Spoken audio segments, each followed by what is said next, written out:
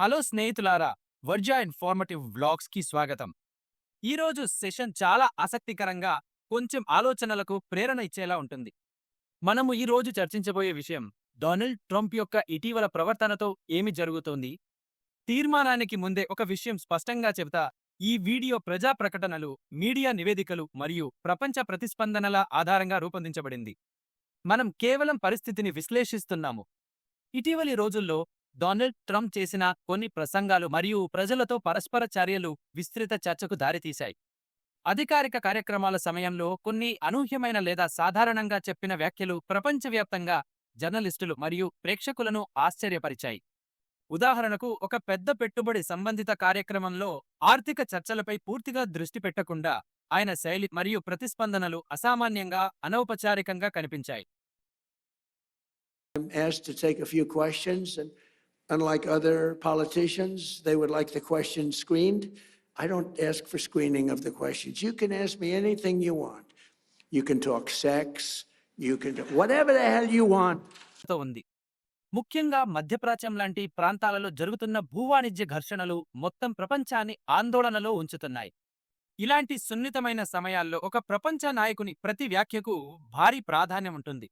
దీని కారణంగా చాలామంది ఈ రకమైన సంభాషణ శైలి ఒక పెద్ద దేశ నాయకునికి సరియైనదా అని ప్రశ్నిస్తున్నారు. అమెరికా మొత్తంలోనూ అనేక ప్రాంతాల్లో నిరసనలు కూడా నమోదయ్యాయి. Overnight, millions of people across the country taking to the streets from New York to Dallas to Chicago to Los Angeles. ఈ నిరసనలు కొన్నిసార్లు నో కింగ్స్ ఉద్యమం అని పిలువబడతాయి. నేతృత్వ శైలి మరియు నిర్ణయాలపై ప్రజల ఆందోళనను ప్రతిబింబిస్తాయి. నివేదికల ప్రకారం వివిధ రాష్ట్రాలలో వేలాది ర్యాలీలు జరిగాయి. ప్రజలొక భాగం తమ అసంతృప్తిని స్పష్టంగా వ్యక్తం చేస్తున్నారు. ఇలాంటి సమయంలో కొంతమంది విశ్లేషకులు మ్యాడ్మెన్ థియరీ గురించి చర్చిస్తున్నారు. ఇది చారిత్రకంగా రిచర్డ్ నిక్సన్ తో సంబంధం కలిగి ఉంది. ఈ సిద్ధాంతం ప్రకారం ఒక నాయకుడు అనూహ్యంగా ప్రవర్తించడం ద్వారా ప్రత్యర్థులపై ఒత్తిడి సృష్టించవచ్చు. అయితే నిపుణులు చెబుతున్నది, ఇలాంటి వ్యూహాలు ప్రమాదకరంగా ఉండవచ్చు మరియు ఎల్లప్పుడూ సానుకూల ఫలితాలను ఇవ్వవు. కొన్నిసార్లు వ్యాఖ్యలు తరువాత స్పష్టత కోసం మార్చబడ్డాయి లేదా సరిచేయబడ్డాయి. దీనివల్ల ప్రజలు మరియు అంతర్జాతీయ పరిశీలకులు మరింత గందరగోళంలో పడుతున్నారు. ఒకవైపు డొనాల్డ్ ట్రంప్ తనను స్వయంగా శాంతిదూతగా, పీస్ మేకర్ ప్రకటించగా తన విధానంపై విశ్వాసం వ్యక్తం చేశారు. మరోవైపు విమర్శకులు కన్సిస్టెన్సీ మరియు క్లారిటీ చాలా ముఖ్యమని, ముఖ్యంగా గ్లోబల్ సంక్షోభాల సమయంలో వాదిస్తున్నారు. ఈ పరిణామాలు ప్రజాభిప్రాయం మరియు మార్కెట్ సెంటిమెంట్ మీద కూడా ప్రభావం చూపుతున్నాయి.